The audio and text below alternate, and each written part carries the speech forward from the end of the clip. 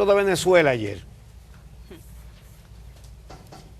El voto fue nominal sobre el proceso electoral del mes pasado en Venezuela.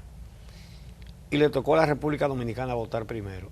En la intervención del canciller Miguel Vargas Maldonado, había dicho que lo importante es la paz, la conciliación, que se entiendan la oposición y el gobierno de Venezuela.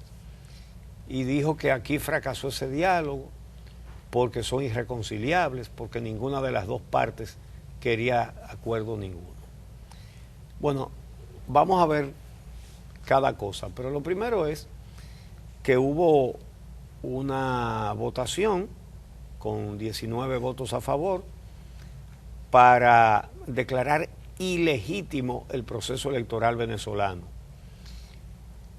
Ilegítimo fue. Un proceso electoral donde tú tienes gente de la oposición en la cárcel, ¿qué legítimo puede ser?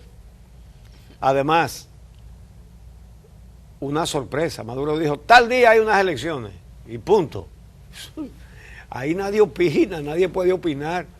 Las elecciones son como y cuando él dice. Los que valoran a los gobiernos que no se pliegan a las órdenes de Washington no pueden ser ciegos tampoco. Realmente Venezuela no tiene un régimen democrático, no lo tiene. Es un régimen que tiene presos políticos.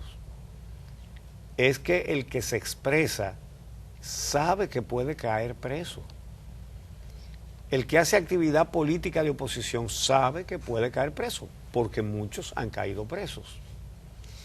Entonces, y esas elecciones cambiaron el órgano, un órgano para sustituir a la Asamblea Nacional, etcétera. Es una manipulación. Lo que sí nos parece muy importante, lo dijimos anteriormente en este programa, es que se haya sentado un precedente de que la OEA declare ilegítimas unas elecciones porque no fueron justas, porque no fueron legales. Porque en este caso se ha sometido esa moción y se ha hecho la declaratoria porque es Venezuela. Washington le tiene ganas a Caracas. Es verdad que fueron ilegítimas, como ilegítimas fueron las de aquí.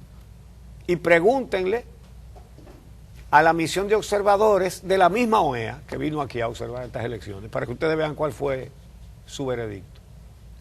Lo que no hicieron fue llevarla a una asamblea general para declararla, para hacer la declaratoria de que fueron ilegítimas.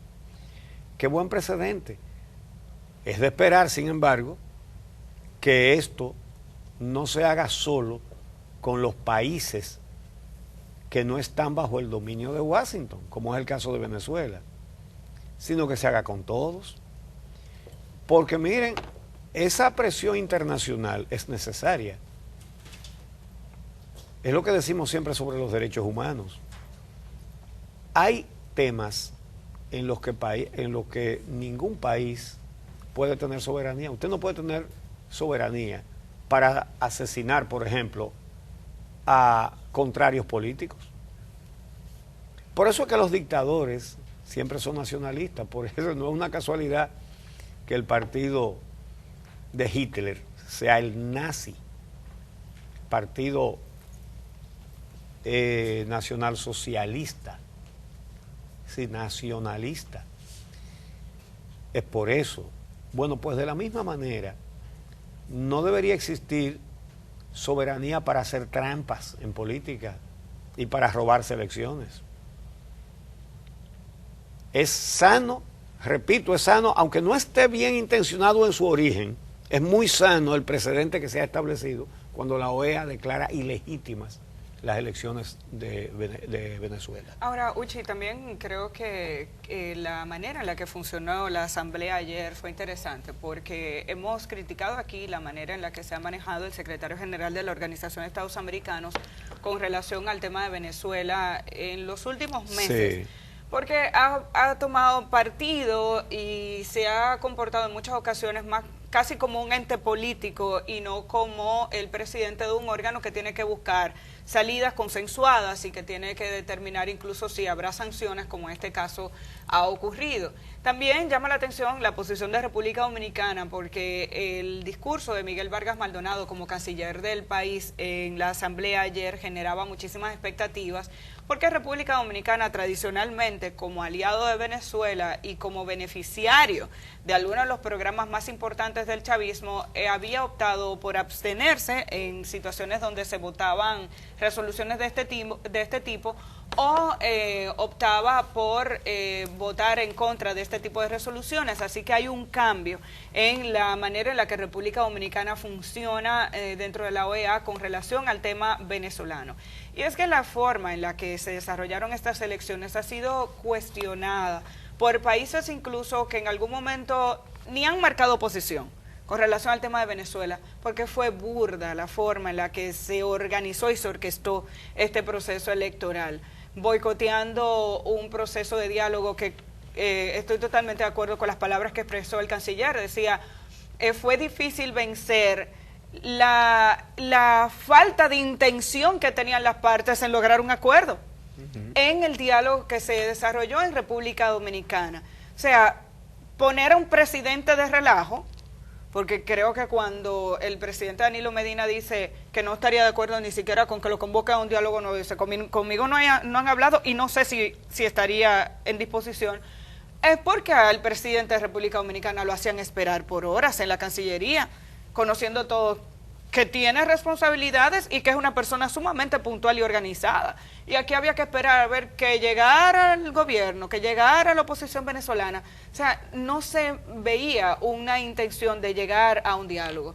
¿Qué se aprobó ayer? Y vamos a ver, hemos rescatado la resolución, porque no solamente declara ilegítimas las elecciones en Venezuela, sino que los países que forman parte de la OEA en esta resolución toman en cuenta otros asuntos. Dice, se declara el proceso electoral desarrollado en Venezuela, que concluyó el 20 de mayo, como un proceso que carece de legitimidad por no cumplir con los estándares internacionales, por no haber contado con la participación de todos los actores políticos venezolanos y haberse desarrollado sin las garantías necesarias para un proceso libre, justo, transparente y democrático.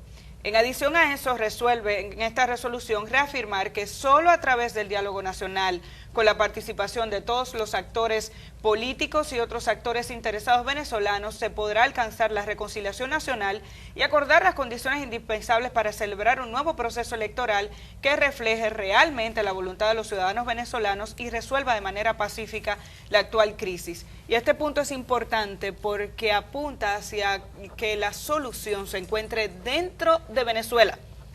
Uno de los mayores temores del gobierno venezolano es que se hable de una posible intervención extranjera. Incluso en su discurso el canciller venezolano recordó la intervención norteamericana en República Dominicana en el 65 con el apoyo de la OEA.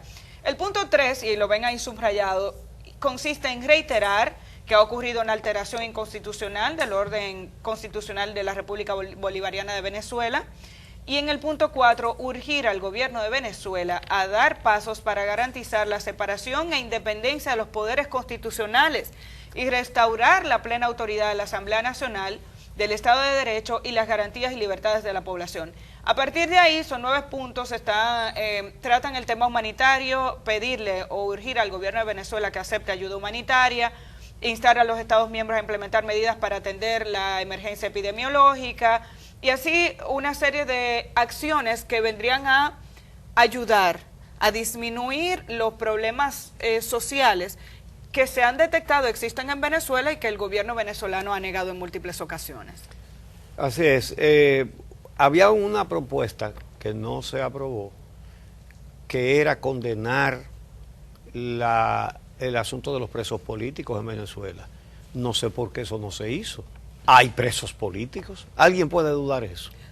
El gobierno lo admite cuando después de las elecciones dice que va a liberar. Que va a liberar personas. Sí, exactamente. El gobierno venezolano había negado en todo momento que esas personas estaban presas por una situación política.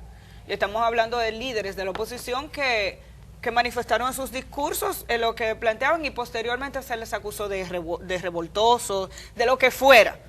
Y una semana después el presidente dice, voy a hablar con la Asamblea, o sea, una total injerencia del Poder Ejecutivo en las acciones judiciales. Es que no guardan entonces, ni las formas, es decir, incluso parece que a Nicolás Maduro le gusta exhibir que él es el que domina todo. Porque decir, yo le voy a decir a la Asamblea para que diga... Y empieza a salir gente, entonces... qué buena independencia de poderes, ¿no? El canciller Vargas Maldonado dijo ayer que llamaba al gobierno de Venezuela y a la oposición de Venezuela, oigan esto, a que asuman con responsabilidad acciones que conduzcan a una solución definitiva a la crisis que viven nuestros hermanos venezolanos. Usted ha visto un simplismo semejante. Es decir, señores, pero pónganse de acuerdo, como si el problema de Venezuela fuera que hay dos muchachos que son muy tercos los dos y no se ponen de acuerdo. Pónganse de acuerdo y ya, y se resuelve todo. Pero ¿por qué es que no hay acuerdo? Porque hay un gobierno de fuerza, con presos políticos y todo eso. La oposición de Venezuela tiene derecho a existir. Claro. Entonces, y este simplismo, pero pónganse de acuerdo ustedes. Entonces, para llegar a un acuerdo, ¿en qué pueden ceder los opositores, por ejemplo? Porque ahí el único que tiene y debe ceder es el gobierno. El gobierno es el que tiene el problema. ¿Qué puede ceder la oposición en Venezuela? Es decir, van a prometer que no van a criticar al gobierno, van a prometer que no van a hacer política en contra del gobierno. Eso es una forma de decir, de empujar a que se resuelva el problema internamente. No lo han podido resolver, pero es una forma diplomática de decir, mientras tanto no podemos, no se va a abogar por una intervención extranjera. Por lo menos de entrada esa no es la alternativa que se va a plantear en un organismo como este, y por eso incluso el segundo punto lo que habla es de eso, de que los venezolanos tienen que resolver su problema, tienen que salir a camino, porque la situación de Venezuela incluso está impactando a otras naciones. Los dominicanos tenemos dos vínculos históricos. Con Venezuela, por más de un motivo, fue el país que acogió a Juan Pablo Duarte en su destierro, y allí estuvo hasta que falleció. Y también Venezuela colaboró de una manera importante con el exilio dominicano, sobre todo para la expedición de 1959 contra la dictadura de Trujillo. Pero por otro lado, nuestros vínculos con la OEA incluyen una intervención militar de los Estados Unidos, apoyados de una manera manipulada, por supuesto, por la OEA, porque pusieron a votar a Bonilla Atiles, que era el representante dominicano ante la OEA de un gobierno que había sido derrocado. Porque le faltaba un voto. Y no, pero que venga el dominicano, no, pero que ese gobierno no existe, no importa, ponlo ahí, ese fue el último que tuvo aquí. Y se prestó a votar, dije, para una Fuerza Interamericana de Paz, dije, la FIP, dígame usted. Entonces nosotros tenemos vínculos afectivos con Venezuela, no digo con el régimen de Venezuela, estamos hablando español. Con el país. Los dominicanos tenemos vínculos con el pueblo venezolano, afectivos, y vínculos desafectivos con la OEA, que apañó una intervención militar norteamericana en la República Dominicana.